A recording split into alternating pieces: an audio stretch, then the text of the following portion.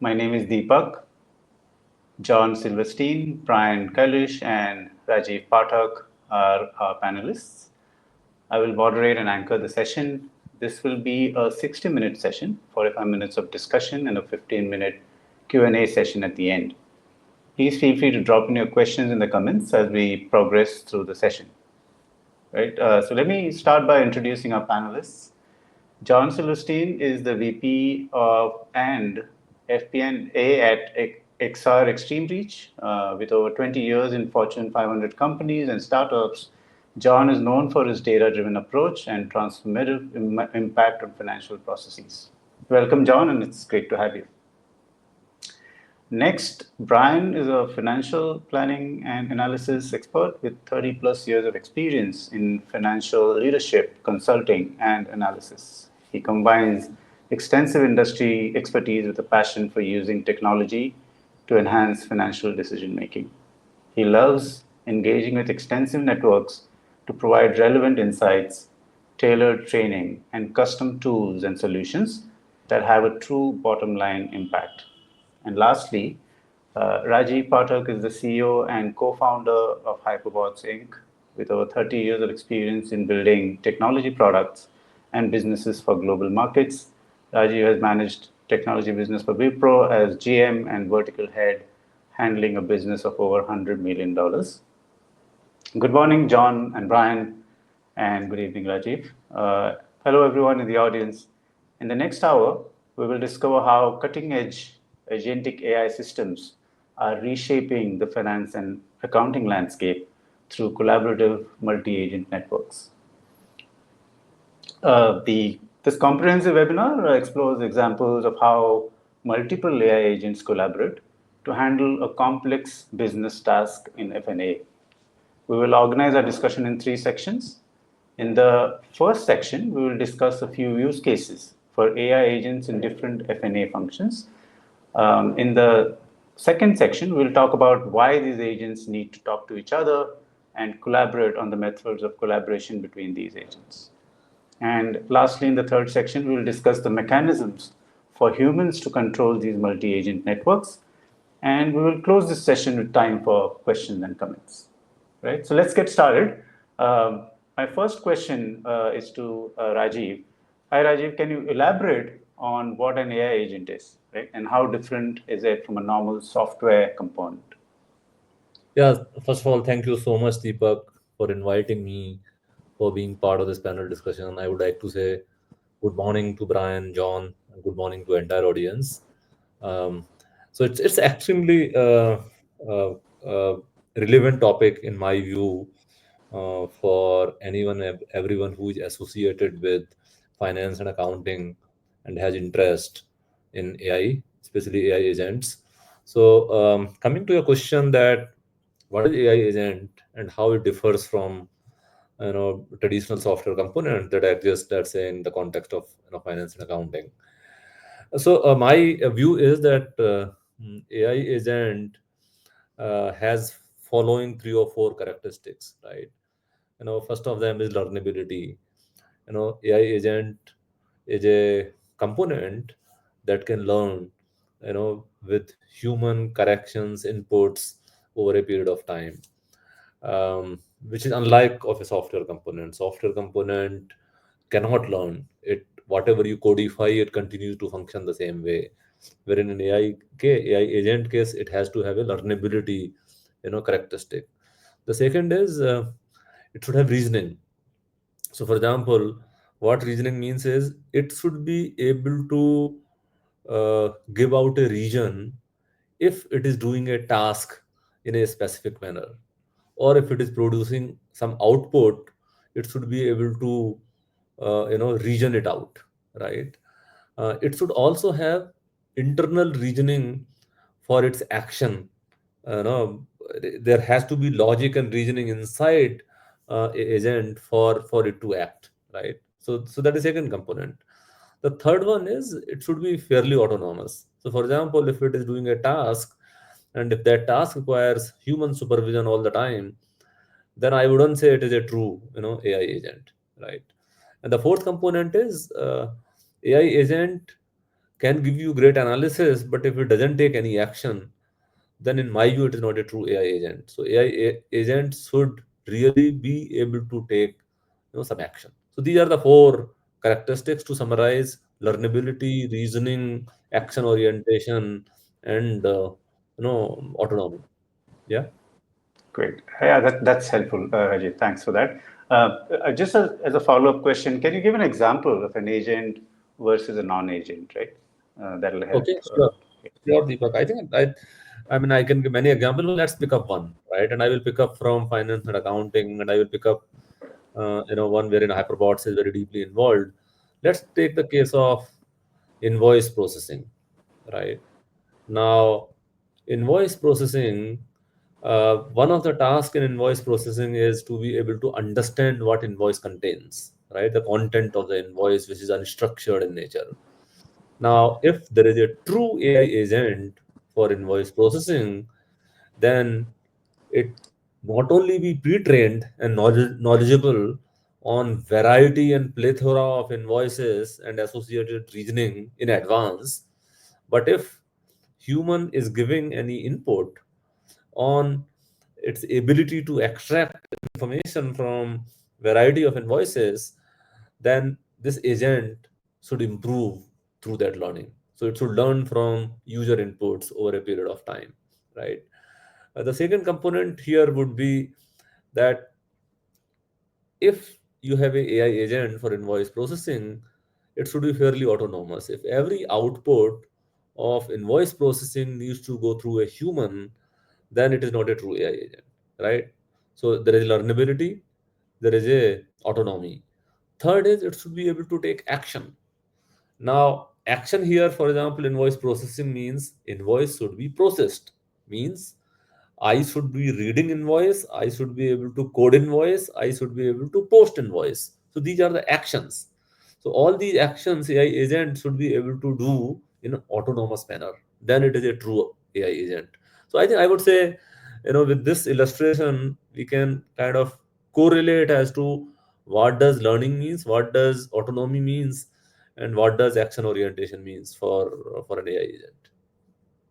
And Great. Understood. Yeah, uh, understood. Yeah, go on. uh, Sorry, Rajeev. I think you also asked that what is an example of non-AI agent, right? That's right. That's There right. also I would like to touch upon briefly, um, and then what comes to my mind is, let's say, payroll processing, right?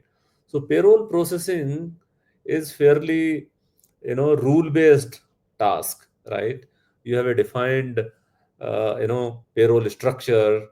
You have fixed expected input and fixed expected output, right? And therefore, you need not. I mean, in fact, it's overkill if you try to apply agentic AI or develop AI agents for payroll processing here, right? So this is an example wherein you don't need an AI agent, right? A normal software or normal software component is good enough for processing the payroll, right? So I think this probably might answer the question that you asked. Yeah. Yes, Rajiv, thanks. I think that makes it clear the difference between agent and non-agent. So moving on, my next question is for John. So John, can you break down some of the tasks in FNA that humans do in detail, and which of these tasks could be good use cases for AI agents? Yeah, absolutely. Thanks for having me as well. So there's several areas in FP&A. We can talk about it for quite a while, but the biggest things that you're constantly doing for FP&A is trying to figure out data and gathering it and pulling it and making sure that it consolidates and that it can relate to each other, and those things from either data warehouses, ERPs, CRMs, spreadsheets, other assumptions, other your sales data and from Salesforce, or these different areas. So you're manually going in and validating for accuracy, which might have been input by humans as well. And then trying to figure out these data sets on how to bring them together and inform decision making ultimately. So it's they're not in common formats, sometimes different templates, different data sets, and AI agent potential there in the data gathering and consolidation is to take to automate this data integration. An AI agent can continuously monitor the data sources and detect any format inconsistencies or standardize the inputs or even catch those things right at the input level versus all the way downstream when you're trying to use that data for something else. It can do the data quality checks too, and as machine learning on these models, it can learn to take typical data patterns and flag any of these anomalies or data entry errors in real time versus, again, finding it on the back end from a analysis standpoint. The data cleansing and transformation, today humans go in and they try to sometimes manually even type over or change data based on what they're seeing. So they'll clean the raw data, removing duplicates, handling missing values or values that may not make exact sense, and they might make some changes in there and applying some business logic. They might map the fields, doing a lot of mapping for vendor names to standardize the codes, those types of things. You may also have macros, manual processes to transform the data to a usable form. Often the data comes out of these systems is not even usable. And you have to then make it into a usable format through other transformations that are often manual in process. If it's a new analysis or something like that that isn't done every month, it's probably not automated yet. So AI agent potential is to figure out these patterns and the questions that come through. Can AI spot the common errors? So it can go in and spot those common errors. It can correct the account codes if there are mislabeled vendors or vendors that are like vendors, or making sure that you have minimal human intervention as you go through the patterns and things like that. So then adapt these data mappings. Agents can learn from these business rules, evolving business rules, the vendor naming conventions, and automatically adjust these without even a human intervention. The last thing I'll talk about from an FP&A standpoint, which is critical because this is ultimately how you make decisions and the value add from FP&A, is making sure that you can understand where the business is going and the inputs from all those data sources in informing a potential forecast or budget. And the humans will go in, will build the forecast models, generally in spreadsheets today, like a revenue, then operating expense, cash flow, try to put all those together. And there's a lot of different nuances that can happen. You can have different product lines, different business, every business unit and types of expenses can come in different ways. Some are subscription, some are transactional, some are variable. So AI can help recognize and understand those things without having a human go in. They can create those assumptions on a growth rate or any cost drivers that are related based on those growth rates. What are the market conditions? So you can input things that maybe you don't even have time today because it takes humans to go in and do all this work, and you may not have the bandwidth, but AI gives us that ability to potentially add other factors like the market conditions and update them into our models or run them past and see what would happen if market conditions changed, and doing some scenarios.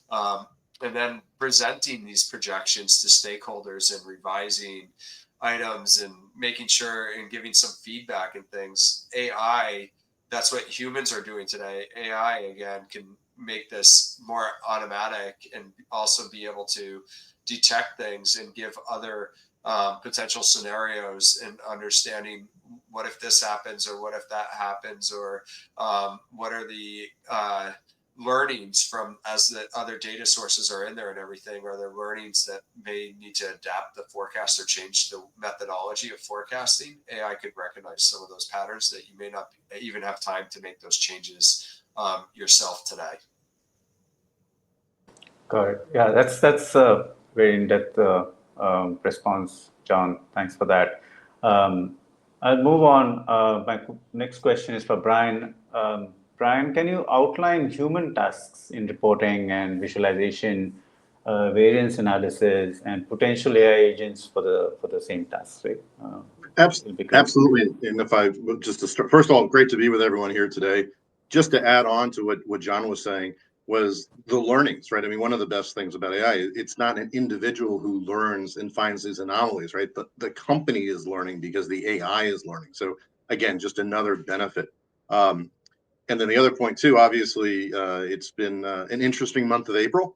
We're living back in a period of great uncertainty again. So again, the idea that we can leverage AI to do so many of these tasks and activities so that we can free up our people to deal with something like uncertainty. Like again, the focus of the organization is not just keeping the trains running on time, certainly this month, but all the challenges that we're facing. But I just wanted to throw those comments in after what Rajeev and John said. But when we talk about reporting and visualization, when we think about and I'm a huge fan of data visualization, but when we think about with humans, right, what are we doing? Well, we're generating reports, whether it be daily or weekly or monthly or quarterly, using for the most part. I mean, we keep asking how many people use spreadsheets, and it's 100%, and that's around the world.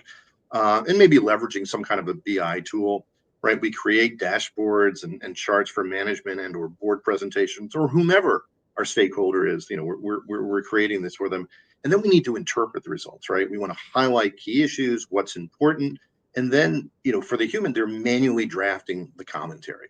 So when we think about those activities, how can we leverage Agent AI to help us do a better job? So again, how I'm looking at this, it's just, adding an electronic employee who can do things at an incredible pace to, again, liberate humans from doing these activities. So when we think about, automated report generation, right? So the way I was thinking about it is, so AI can compile data into standard or customized reports and formats without any manual intervention, and especially, and I'm a big process person. And so to the degree that we can standardize it, so much the better. So there's a concept in visualization called IBCS. It's International Business Communication Standards. And it's the idea of moving finance people away from being artists, right, and creating these things, to actually spending their time on what they're really good at, which is being strategic business partners, right? And again, the month of April is just highlighting how critical that is, right?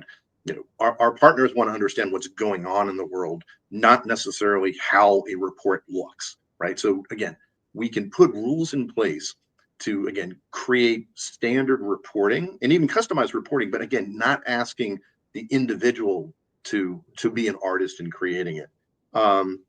Standardization, automation of reporting can only improve the speed and depth in which the insights are shared. Again, we're looking for opportunities to maximize our effectiveness and our efficiency. And again, the whole idea is both in our human and our AI resources. So again, it's this collaborative endeavor that we're involved in. Again, to me, what's changed so much in the last 3 to 5 years is again, leveraging AI to do things like narrative insights, right? So natural language generation, and NLG reports, they can produce actually, data-driven commentary. Revenue increased by 10% due to product X outperforming in region Y.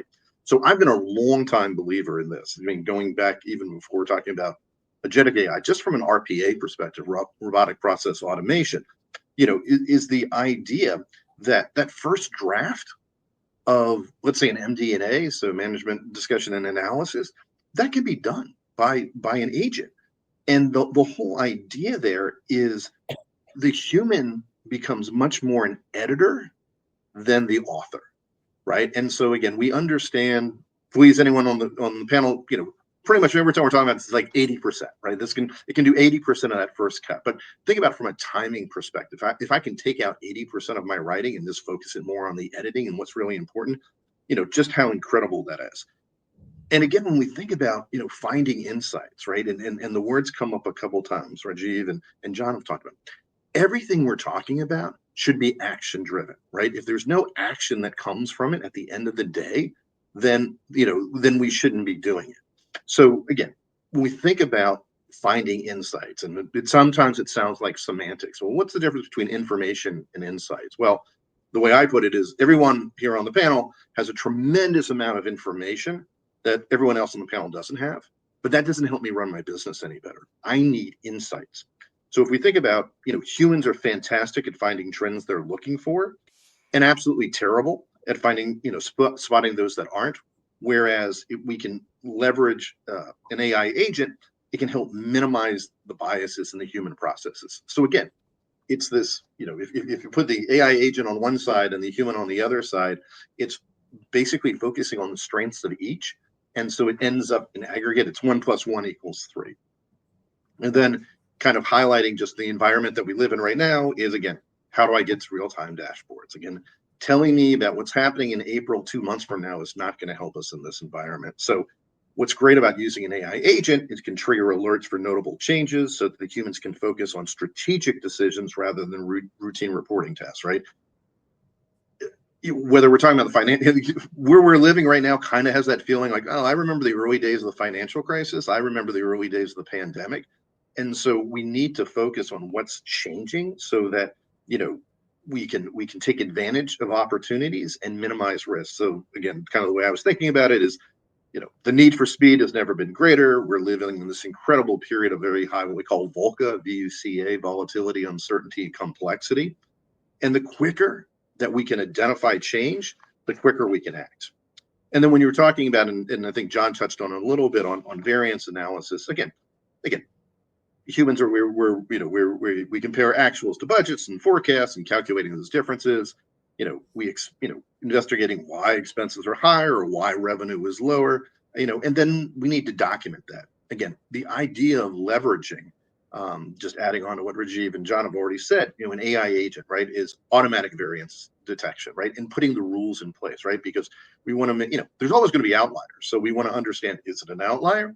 Again, we only want to be looking at things that are significant, controllable, and actionable.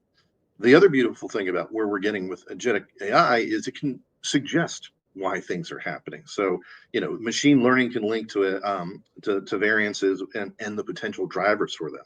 So, it was higher, ad spend, or we had a sudden, supplier increase, which we may be really getting ready to deal with that a lot, right? And so then, and the other beautiful thing is continuous monitoring, right? And so the idea that an agent can work 24/7 and a human can't. And again, not just to belabor the point, but I know the last thing I do every night is seeing where Asia, here I'm on the East Coast of the United States in Washington, D.C. So the last thing that happens to me is I watch pretty much Asia Open, kind of get a feel for it. But that window, when I hopefully sleep well, right, Europe's going to open. And then when I get to the US Open, what's happening? So again, the fact that I can have an agent there that's monitoring literally 24/7, that importance has never been greater. Yeah. I mean, Great. Deepak, before we move forward, Yeah. I just had a follow-up question for Brian. See, in case of Sure. variance analysis, I think you absolutely rightly said that knowing it in real time and as accurate as possible, AI agents can do this, and then the humans can take action. But can you give some example where an AI agent itself can take an action based on either very high positive variance or negative variance in any one of the finance metrics which get discovered, right? Rather than just agent monitoring, but actually it can take some action as well. So would you like to give one example on either very positive or very negative variance action that even AI could take by itself? Absolutely. So the idea being that, again, so for me, it really comes back to, driver-based scenario planning, right? So the idea that when certain actions take place, how do we respond to them? And so it could be a situation. So let me just go in retail and say we're selling more of a particular shirt of a particular color with a particular material at a particular store. Well, as those inventories drop, it can basically, again, this is just using AI, right? So it sees the inventory levels are dropping, it triggers letting the warehouse know that we want more of these products, which would then trigger the production or the procurement of it. So again, if we can, that's what's so key to me when we talk about, again, scenario planning, is that it's understanding what could happen. When it happens, what should we do? And then ideally what we've done is we've pre-approved what our action is going to be. So I think going to your point is, if we know what we want to do in that scenario, when it occurs, it's already been mapped out.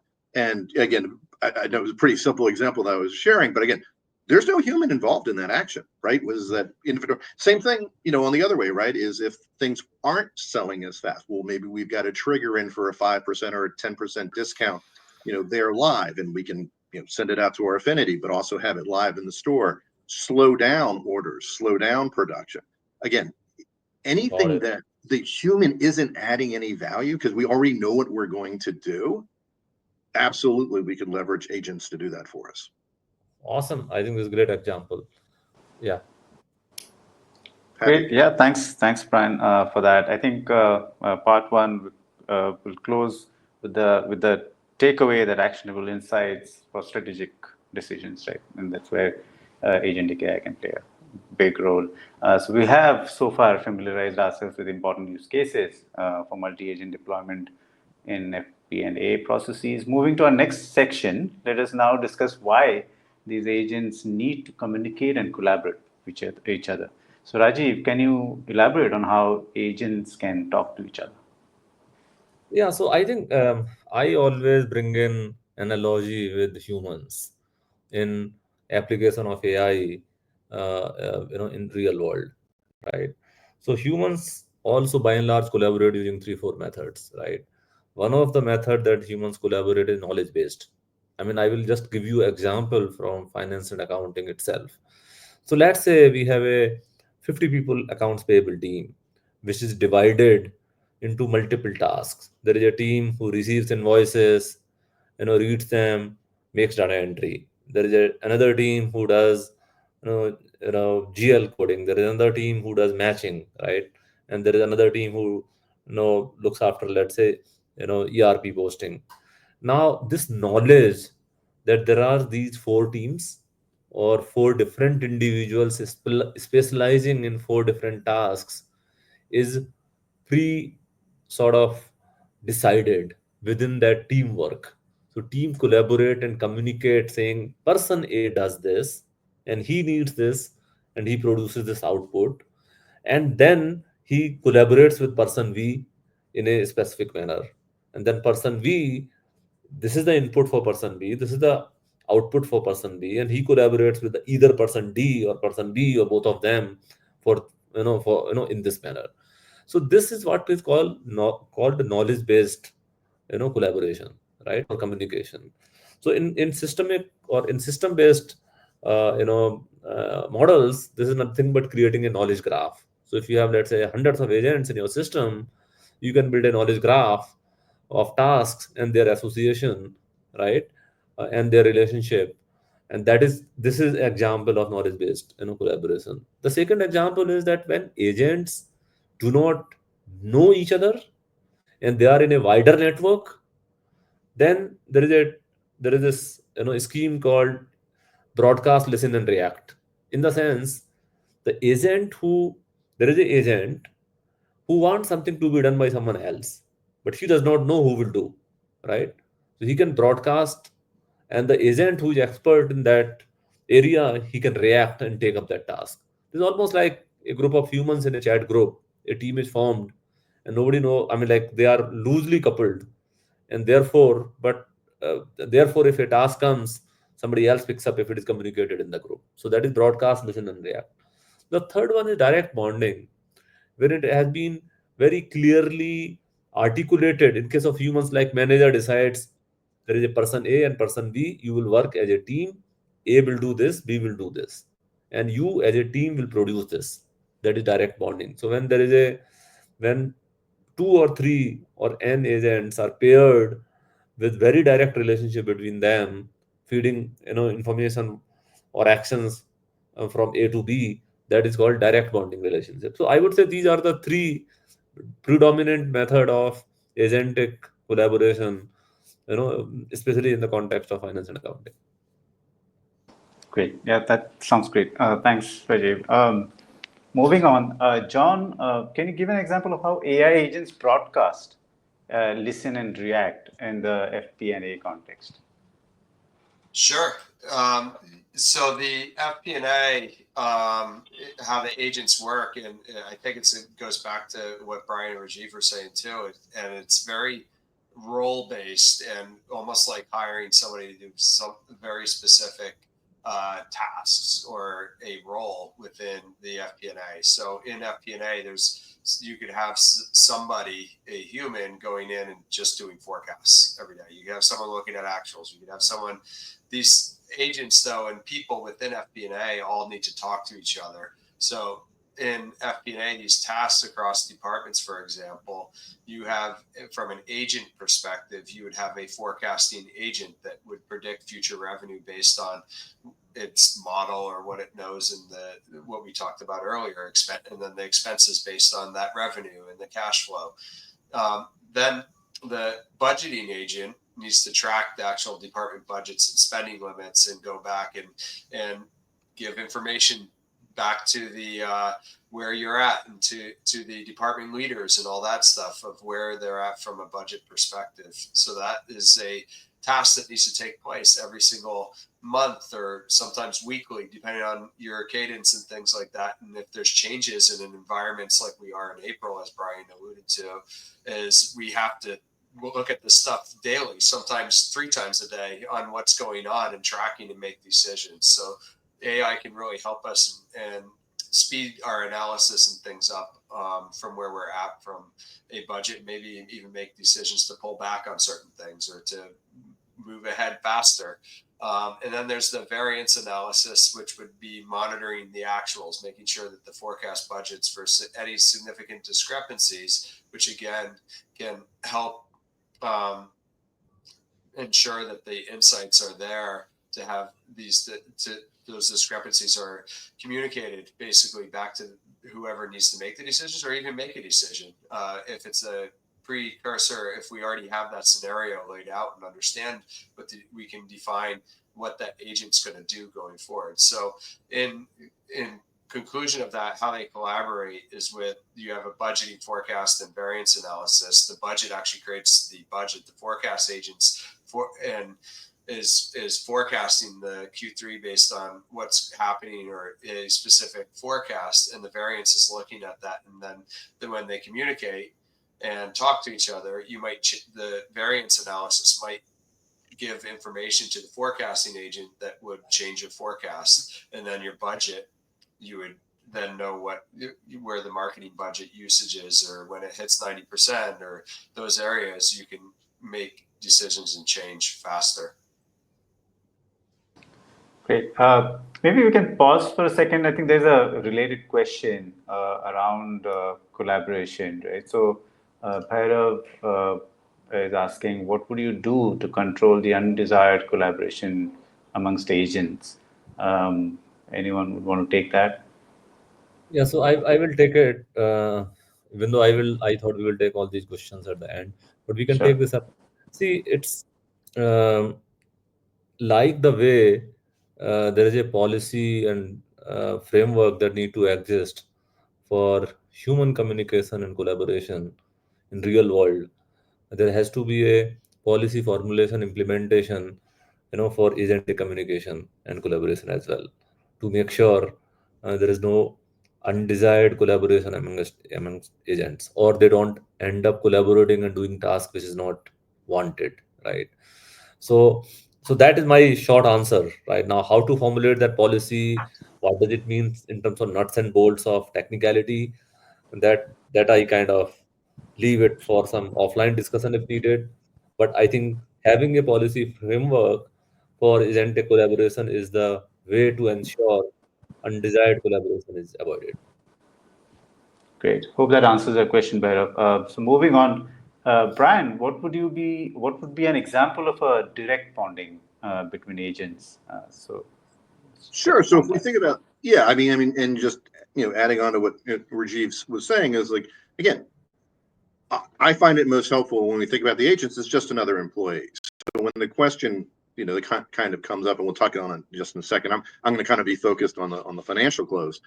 But again, when people say, well, how do we stop the agent from going rogue? again, just to echo what Rajeev was saying, is like, well, we have rules, right? Like, so how do we stop humans from doing it? So it's the same concept.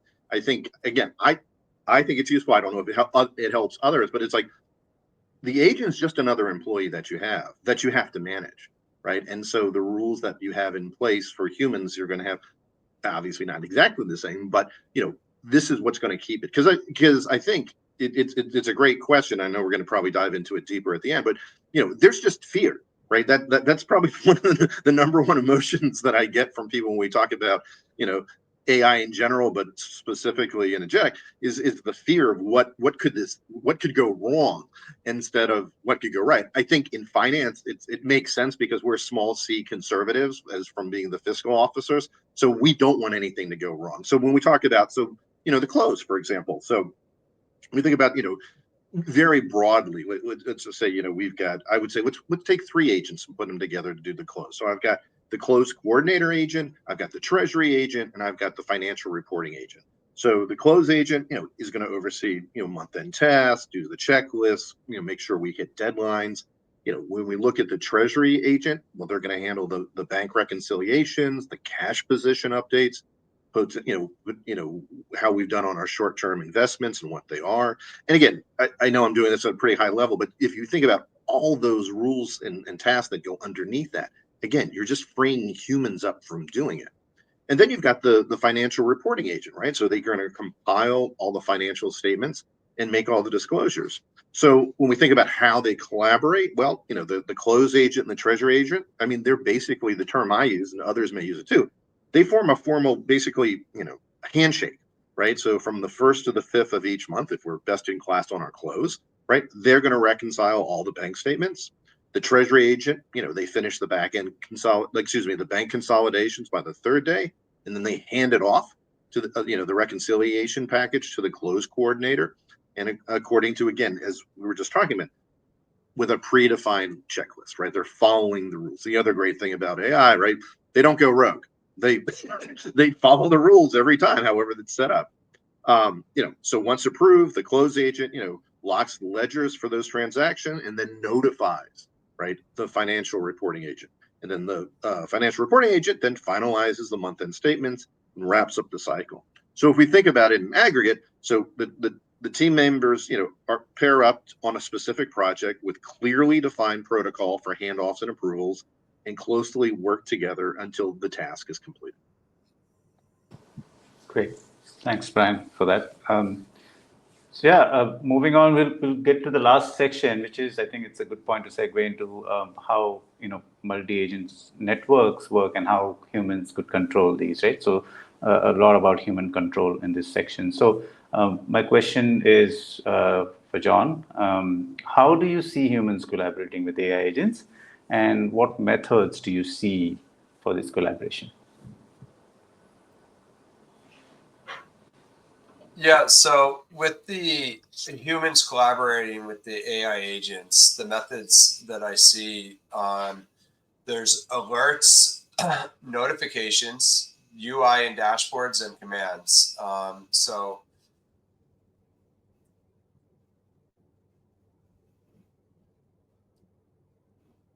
And what is the example of that for the data gathering and consolidation? Finance teams, they have to coordinate with the departments, sales, operations, HR. They have to locate and retrieve accurate data. People often clarify data definitions, formats, and ownership. For example, confirming how a particular cost center is structured and which transactions belong to a specific category. That human collaboration has to happen today. In the future, AI agents can automate that cross-departmental data pulls, and they can check the data consistency. So an example would be a data steward agent. So that would go in and make sure that the data is accurate. A human role would oversee the data governance policy to make sure it's within those guidelines, and verify unusual or any outlier data flagged by the agent, and negotiate a new data sharing rules if the department boundaries shift. Got it. So just as a follow-up to that, John, can you also outline the same for budgeting and forecasting on similar lines? Yeah, so with the budgeting and forecasting, the human will be crafting the forecast that requires input from operations marketing. They'll go out and the human's going to go and ask leadership for, hey, planned hiring, any strategic changes, product launches, those goals that are there. Analysts then hold meetings and gather all these assumptions for revenue growth, for our seasonality, upcoming campaigns, what are high projections. AI agents can generate the initial forecast and highlight key assumptions that need the human validation. And the human role, stakeholders would refine or adjust the AI driven assumptions. So verifying a new product's expected demand and resolve the conflicts or any departmental constraints that they have that may not be able to, that might influence those AI driven assumptions or change those. Got it. Got it. Thanks, John. Rajeev, next question for you. For reporting and visualization, can you outline the human collaboration and corresponding agent collaboration? That'll be helpful. So I think it is on the similar lines what John was talking about. So for example, reporting and visualization, I think Brian touched upon this before as well, that currently if it is done using BI tools or ERP, the teams have to work, together to produce those reports, right? So if you are creating, for example, let's say P&L, or if you are creating a variance analysis, right? All of this is done by a specific team or team members, and they collaborate to produce meaningful, analysis, and then present to business. So if you see, reporting and visualization is a very highly collaborative activity within humans currently when it is done using existing tools, right? Or when it is done manually. Manually here means, rely on ERP data and rely on some Excel, etc., and do the reporting and visualization, right? Now in the AI agentic world, for my favorite here is chatbot, right? A, reporting and visualization, agent with whom you can chat, and it can give you the analytics and report with the commentary that you want, right? On the fly, real time, right? That the ultimate goal that we all should aspire for in FP&A or in finance and accounting when it comes to analytics and reporting, right?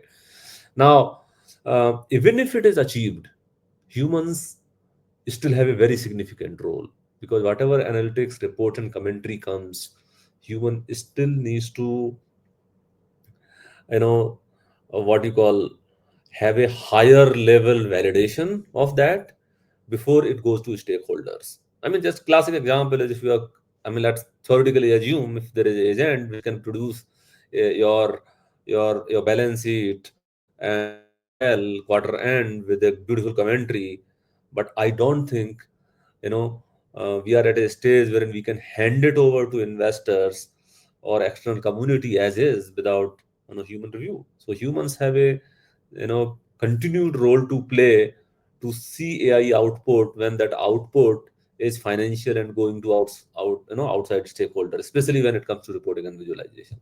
So that would be my answer to your question as to how humans are collaborating, and what will happen in AI world, and what will be the role of human when it moves to AI world. Right. Yeah. Thanks for that, Rajiv. Humans will continue to wield some, influence, for some time to come. I'll go to Brian next for variance analysis. Right. So, can you talk about tasks requiring deep collaboration between humans at present, and how do you see that collaboration happening within agents? Oh, I mean, I think this is one of the greatest opportunities that's out there, because, again, similar to spreadsheets, 100% of companies do variance analysis, right? So it's nothing that's specific by geo or by industry. And the speed and efficiency that, as we delegate different responsibilities between the human and between the agent, it is, to me, is just tremendous. So you think about the world today just with a human, right? So a variance occurs, analysts, you have to go out and, potentially interview, department managers or functional experts, to learn the backstory. Like, why was there a temporary spike in ad spending? Why did, IT cost unexpectedly, hit this particular month, right? In finance, we basically are answering the question why all the time. And so it forces finance in general, and I'm freely admit my bias. I'm a finance person, so but we have to understand this very holistic understanding of the organization. So you have to understand all these different parts. And the point that I was thinking was, you need multiple viewpoints are needed to confirm whether the observed change is an anomaly or is it part of a larger trend.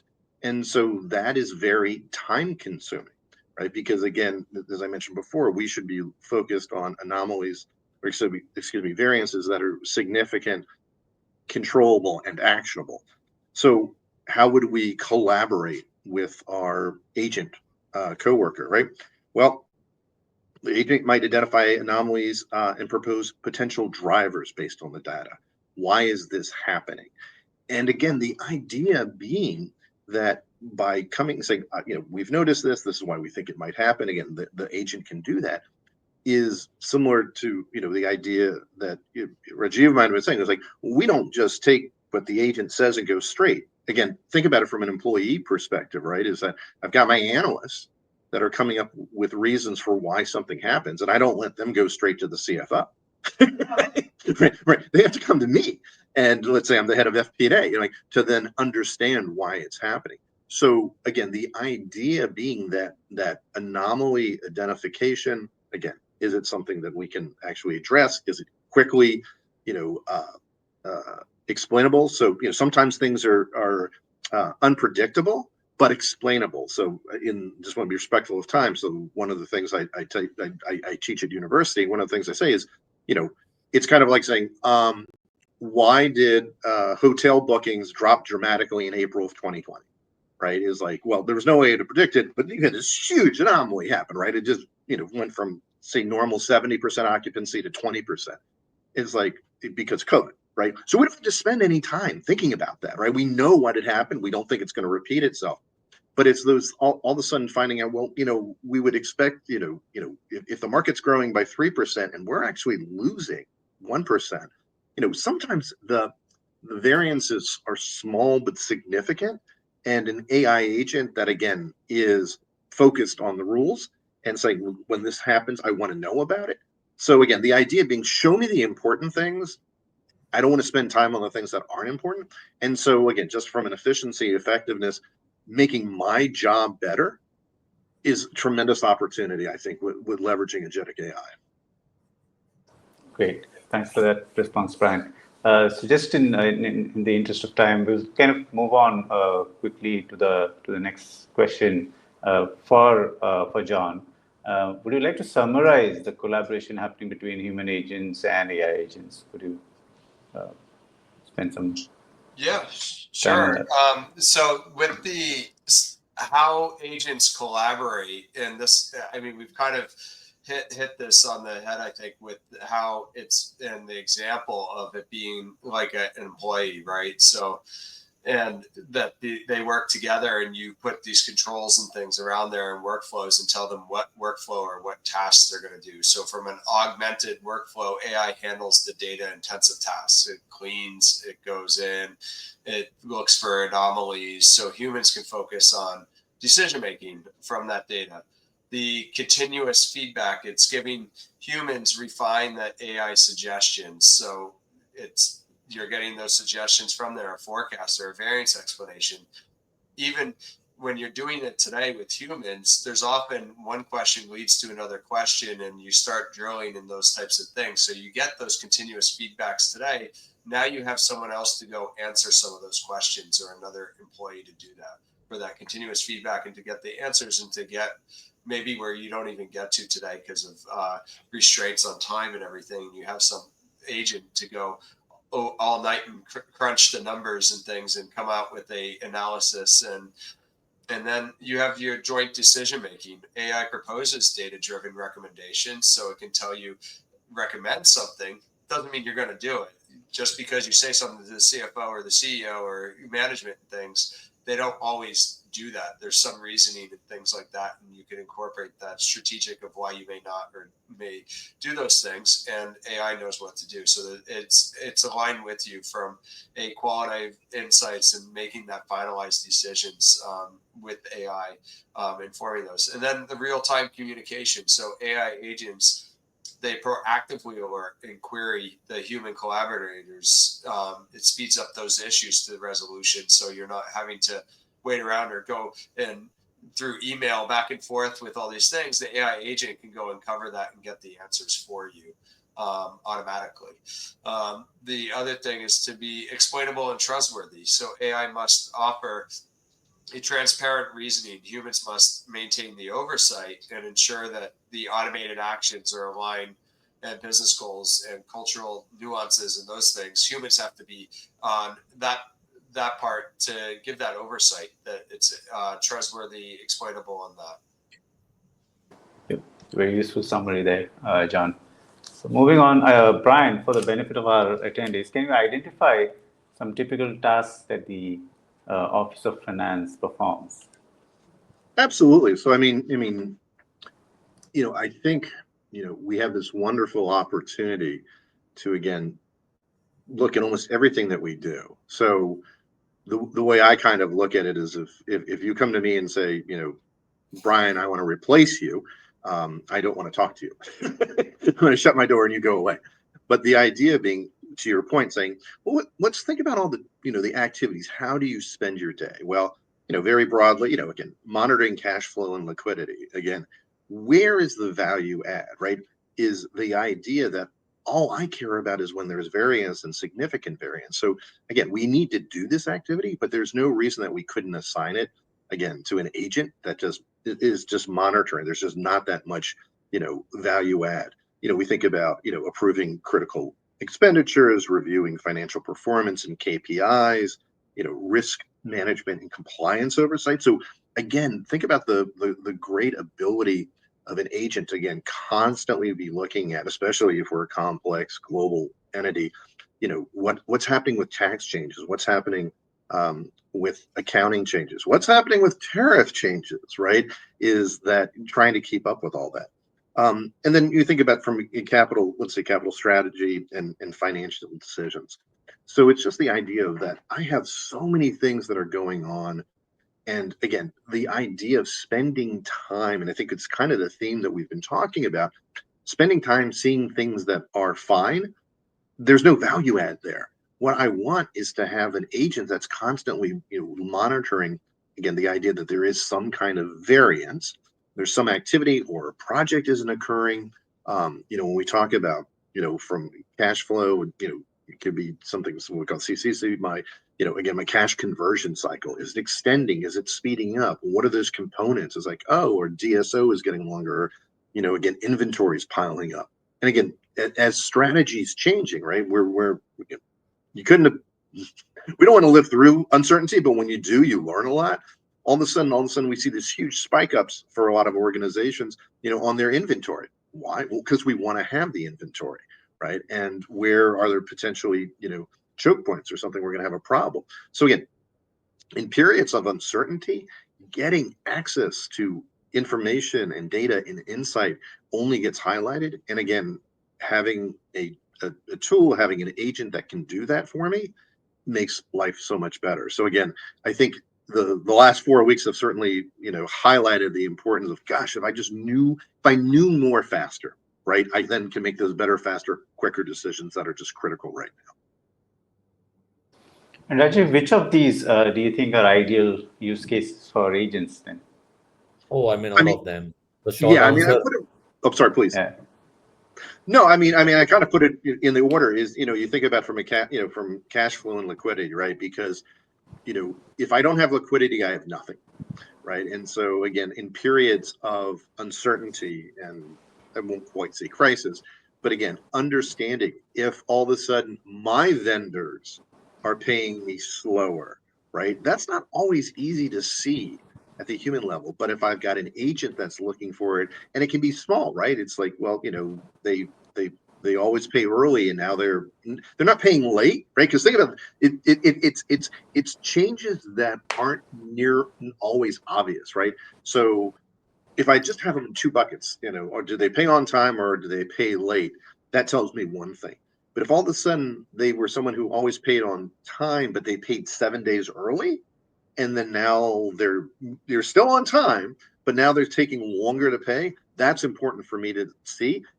But for the most part, humans just aren't going to see that because of the way the system is usually, set up. We've got it in these buckets, and if you're in the bucket or you're out of the bucket, or something just as simple as, how am I doing? Again, understanding, which vendor should I be paying, right? Again, when things are good, everything's great. It's understanding when there's a strain, what should I be doing? So yeah, if you ask me right off the top, again, from a CFO perspective, just tell me I've got cash.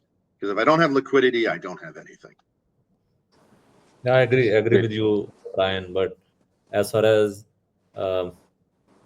what CFO expects in terms of the various categories that Brian said, and the agents applications are possible in almost in all areas, right? Of course, you can sequence it, prioritize it, but in my view, the agentic AI has a significant role to play in almost all areas. Yeah, I mean, just to summarize, Deepak. Yeah. Right. Great. So I think we have a little bit more time for just one last question, and then maybe a couple of questions from the attendees we can take. Yeah. So this one is for John, and it's what kind of control CFOs would like to exercise on these AI agents? Just as a last question for you. Yeah, it's the same as what you put in for employees, right? Of what they are allowed to do and what decisions they can make and not make on their own and things like that. So, and it's also access control. So strict access and authorization. So you don't allow your employees to go in and look at all the payroll data, those types of things, right? Just like you may not allow an AI agent to generate decisions or go into certain areas of the system. Employees also, they have thresholds and approvals of what they're limited to. You're going to do the same thing with AI agents. You also want explainability and audit trails. So AI outputs, they have to be transparent, fully logged, ensuring that they're traceable for audits, regulatory compliance, and all that. So the other things, model governance and validation. So CFOs insist on having version control and regular performance checks and the ability to roll back or adjust these AI models if needed. So if there is a problem or you find something, you need to roll back, just like you have sometimes analysis that's done, or you have a forecast, you adjust it, and then you roll back because it didn't make sense for whatever reason, or along with when you merged it and looked at it in consolidation or with other data sets, it doesn't make sense. So that has to happen as well with AI agents. It doesn't change. And then the compliance and risk alignment, AI has to respect the financial regulations, company policies, the CFO's risk tolerance, easy override options for unusual cases, and who can actually override an AI agent or an employee, or at what levels of those things all needs to be put into place before, to make sure that our AI agents are doing what they're supposed to do. Great, thanks for that, John. Before we wrap up, guys, we'll take one question. This is from Sridhar Srinivas. How can agents work in case of various direct, indirect, and cross-border tax and compliances? That's probably the last question we'll take. Yeah, Anybody Brian. wants to take it?